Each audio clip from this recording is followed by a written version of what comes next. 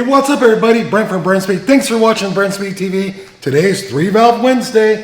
08 Roush 427R. Of course, has an M90 supercharger. Came in for some upgrades. We're going to go down and take a look, talk about what we did to it. But hey, we did a before run on the dyno as the car comes from the factory. Of course, you're going to see the after run. We're going to look at those numbers. Nice way to gain about 70 real world horsepower. So hey, if you haven't, please subscribe and notify us if today. I have Doug with me. Let's go check it out. All right, before we watch that dyno pull, as always, open the description, links to all the parts I'm getting ready to show you. Doug, come down here, take a look. We have the little M90 supercharger. Very popular back in the day. We'd install a 2.49 pulley. We have the nice Stita air induction system. This is our 490 package. So you get Kohler spark plugs, a fuel pump upgrade, so you could use like a King Belt booster pump. We installed a set of pipes, long tube headers with cats, set of Detroit rocker camshafts, my favorite. This is a cool setup. So hey, what's something like this cost to get installed? You simply email quote@brenspeed.com. Running 93 octane today, manual transmission. Check out this dyno pull.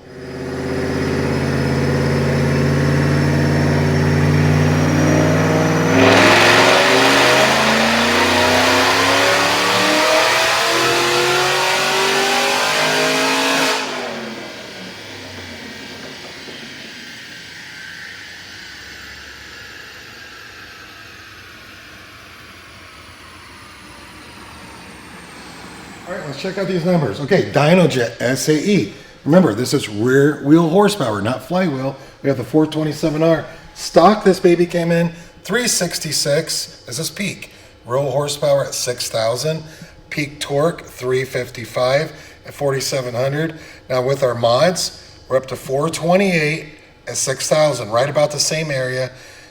Torque 414 at 4,300 RPM. I do want to show you a couple things on this graph. There's a lot of areas in this horsepower curve.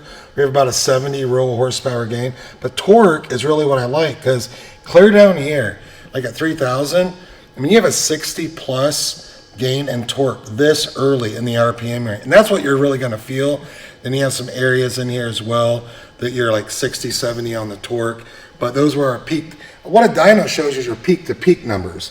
But what's cool to look at like in the curve, whereas other areas in the curve where you get good gains. So it's a sweet car right here. Something I want to show you that I didn't is an oil separator. So a lot of you ask about oil separators on a 3-valve. The most important oil separator is going to be on your driver's side on a 3-valve engine. Doug, come down, take a look. We do have one on this. Now this is JLT. That's the old company name. It's now called J&L. But they make a lot of oil separators or plug and play for like your naturally aspirated cars. We have those on our website. But this is one that we sell. I will have a link in that description. That's designed for the M90. So you get some instructions with it. You get the oil separator, how you put that on your car. But hey, I'm Brent. Thanks so much for watching. 3-valve Wednesday, another cool day. Leave a comment. Happy to answer as always. And then quote@brenspeed.com. What's it cost to get built? Have a great day.